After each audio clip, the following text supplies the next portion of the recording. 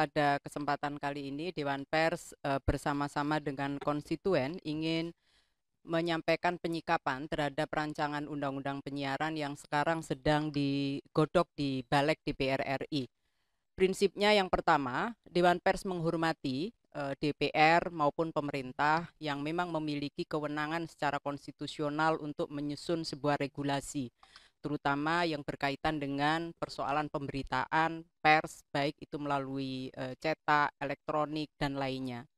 Meskipun demikian, terhadap draft RUU penyiaran versi Oktober 2023, Dewan Pers dan konstituen menolak.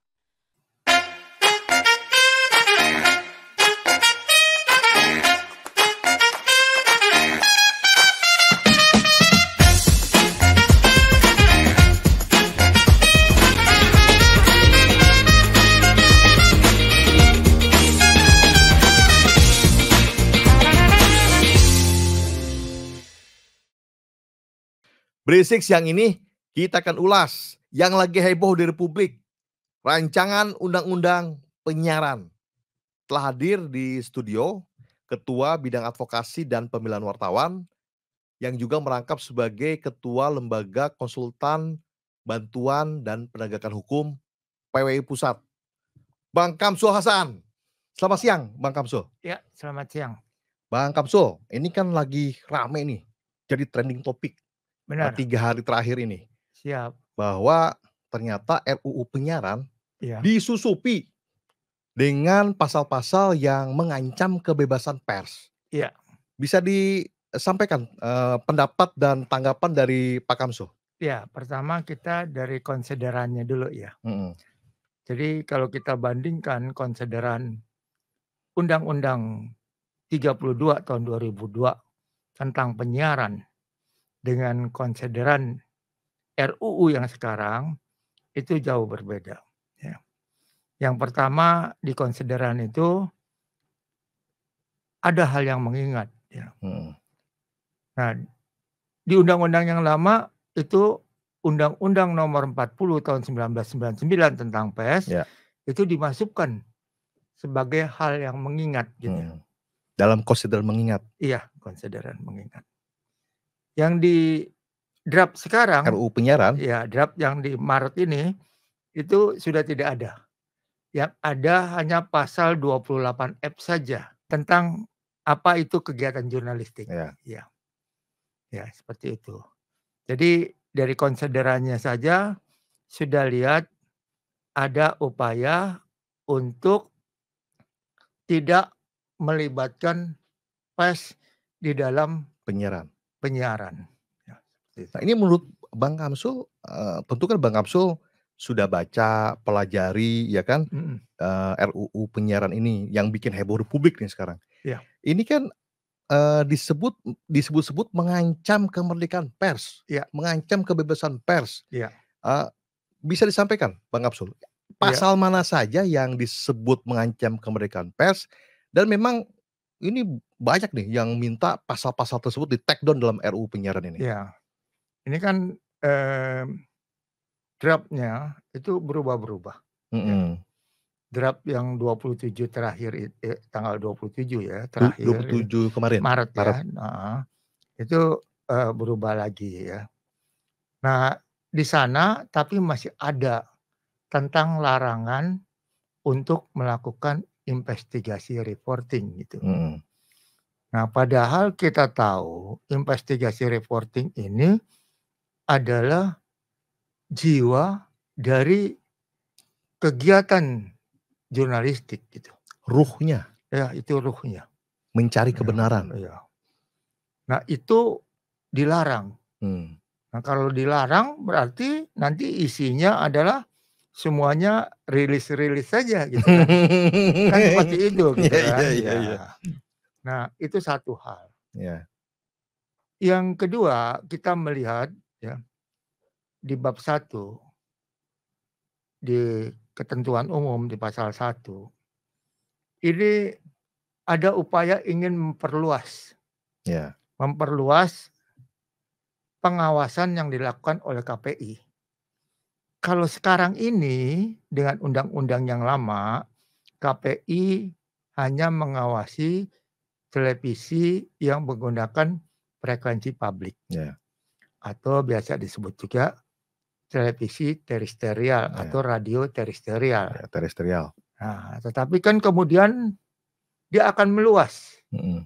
Meluas ke berbagai saluran. Termasuk di dalamnya adalah saluran yang menggunakan internet. Wah, berisik bisa kena ini, Bang. Iya, berisik kena. Ya. Nah, yang menggunakan internet. Nah, ini OTT ya, over the top ya? Iya. Ini berbahaya. Ya. Lebih berbahayanya lagi,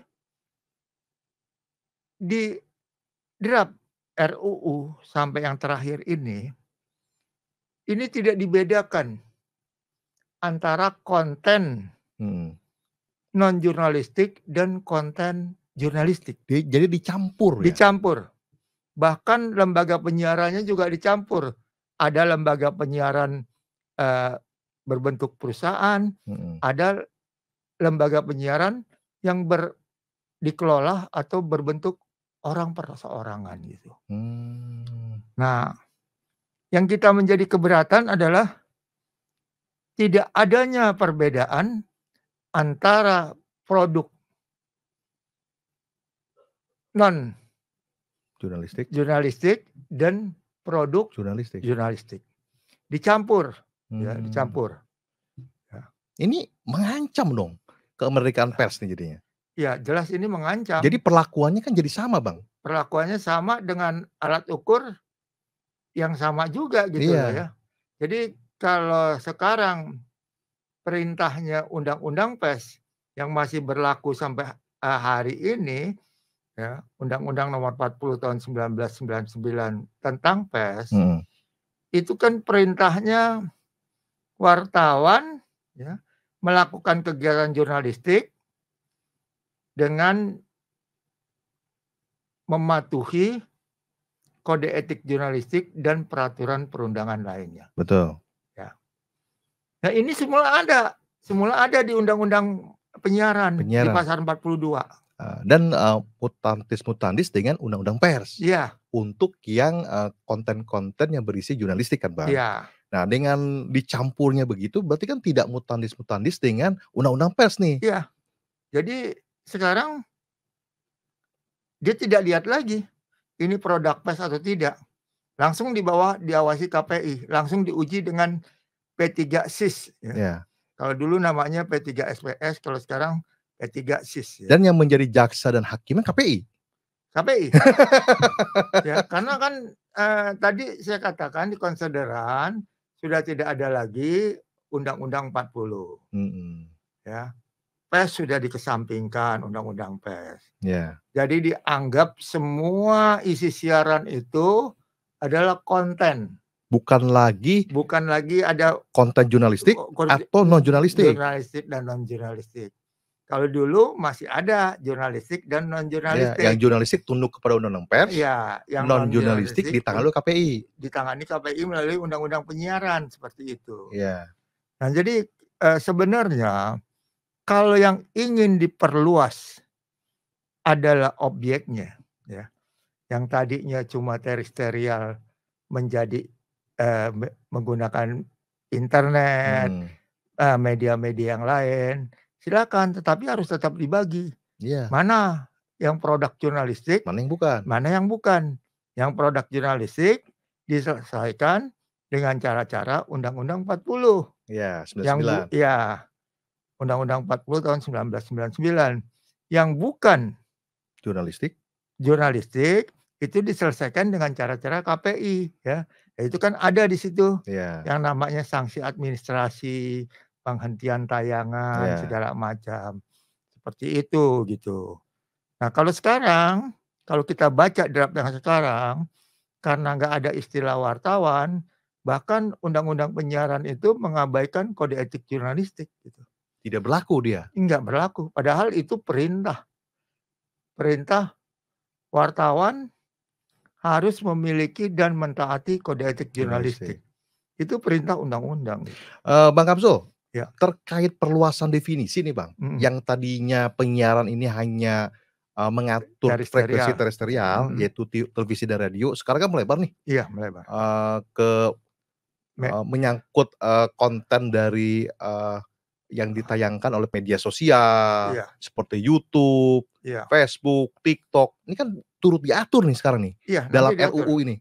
Nah ini dampak negatifnya apa nih Bang? Buat kemajuan dan kebebasan berekspresi, kebebasan dalam menjalankan kemerdekaan pers di Indonesia nih. Kalau ini ikut-ikutan diatur begini. Ya. Kalau yang media sosial ya, kemudian dikenakan sanksi karena kerja tidak berdasarkan etika, tidak berdasarkan peraturan, kemudian dikenakan sanksi baik administrasi maupun hukum, itu silakan saja. Tetapi kalau kemudian konten jurnalistik yang disiarkan oleh perusahaan pers berbadan hukum, tetapi melalui penyiaran. Nah ini disamakan bahwa itu termasuk terestrial. Termasuk ya bukan karya jurnalistik gitu, karena kan udah nggak dikenal lagi. Udah nggak ada lagi tuh. Udah nggak ada lagi. Nah ini bahaya. Ya. Jadi bahayanya bukan cuma pelarangan investigasi saja, tapi kerja sehari-hari juga bahaya gitu. Iya, karena kalau ada persoalan yang selama ini diatur dengan hak jawab, diatur dengan hak koreksi, diselesaikan dengan mediasi, nah itu tidak ada lagi gitu loh. Hilang itu jadi. Hilang.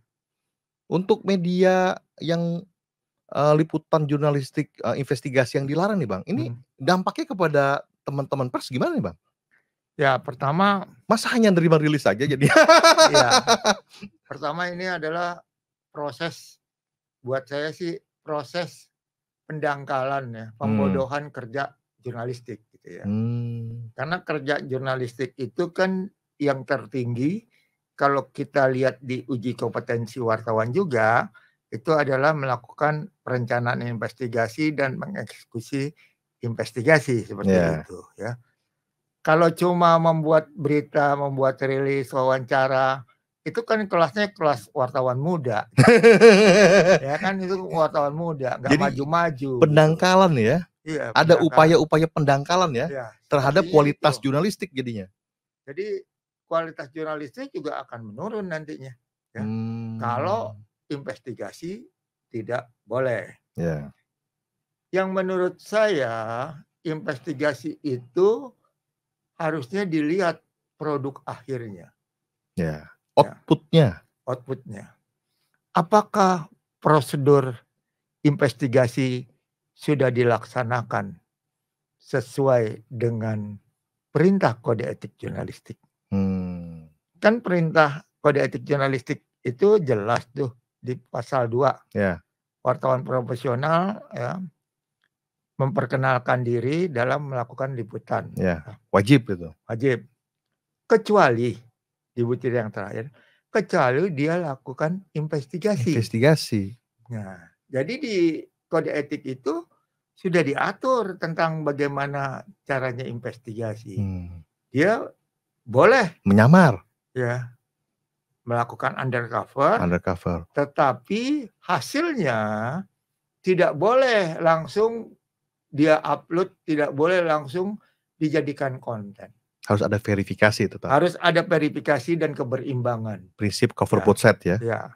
Setelah kita melakukan kerja wartawan profesional menurut pasal 2, maka kita melakukan uji informasi. Informasi-informasi yang kita dapat diuji pada saat undercover itu kita uji. Kepada siapa ujinya? Kepada berbagai pihak. Termasuk pihak yang dituduhkan atau yang pihak yang dianggap melakukan tindakan itu gitu ya. Nah, kemudian setelah itu ya kita minta keberimbangan ya. Kecuali dia tidak mau gitu loh. Kalau tidak mau kan tidak boleh terus hasil liputan kita ini, investigasi ini tidak dipublish, nggak boleh kan, tetap kita publish. Tetapi ketika kita publish, mereka sadar, wah gue rugi nih kalau begini. Saya rugi nih, nggak berimbang. Nggak berimbang. Ada saya hak ingin jawab. memberikan hak jawab. Boleh, silahkan. Ada data salah, ada hak koreksi. Iya, ada. Bang Absul, ya. Terkait RUU penyiar ini kan sikap PWI bagaimana sebagai organisasi? Ya, pertama sikap PWI bersama-sama dengan komponen masyarakat pers, ya, kita juga sudah melakukan kemarin semacam press conference dengan Dewan Pers, tadi juga sudah, ya. Sikap kita menolak pasal-pasal yang bertentangan dengan kemerdekaan pers. Jadi kita bukannya menolak RUU penyiaran, ya, tetapi kita menolak pasal-pasal yang bertentangan dengan kemerdekaan pers dan upaya mengkerdilkan wartawan, ya, seperti itu. Jadi yang kita tolak itu yang harus digarisbawahi gitu. Tapi Bang Absul, ini kan revisi RUU penyiaran ini kan memang sebetulnya ditunggu-tunggu nih. Iya. Banyak ketidakpuasan dengan terbitnya Undang-Undang 32 tahun 2002 tentang penyiaran. Ditunggu-tunggu. Setelah sekian lama, tahu-tahu NA-nya juga tidak bisa diakses, naskah akademiknya, tahu-tahu muncul pasal-pasal seperti ini. Iya. Ini menurut Bang Absul ini ada skenario khusus atau penyelundupan pasal, ya kan? Kita kan kalau kita mau lihat nanti apakah ada penyelundupan pasal atau tidak, biasanya itu setelah rapat terakhir, setelah diketuk, kemudian yang dicatatkan jadinya seperti apa? Hasil akhirnya. Hasil akhirnya. Nah, itu biasanya kita lihat ada nggak pasal penyelundupan. Kalau ini sih bukannya penyelundupan, ya, memang belum jelas gitu loh, ya. Jadi kita untuk mencari bahannya saja ini umpet-umpetan nih, ya. Umpet-umpetan. Jadi kita carinya repot banget gitu. Kucing-kucingan ini, Bang. Iya, kucing-kucingan. Kita dapat, kemudian kita komentar, dibilang, itu udah yang lama gitu. Terus yang baru yang mana? Yang baru yang mana? Nah, ternyata yang baru itu kan yang pertanggal 27 Maret. Nggak ada lagi yang terbaru. Ya, terakhir, ya.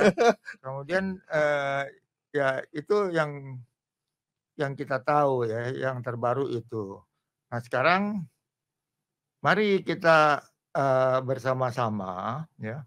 Kalau Undang-Undang 32 tahun 2002 dianggap sudah 22 tahun. Ya, sudah uzur. Udah uzur. Ya. Terus mau disempurnakan karena perkembangan teknologi, ya, itu monggo saja. Ya. Tetapi yang menjadi soal adalah apapun teknologinya, ya. Mau analog, digital, mau terestrial, mau streaming dan segala macamnya, ya. Nah, itu isinya, kontennya itu ada jurnalistik dan non jurnalistik. Ya. Ini yang penting.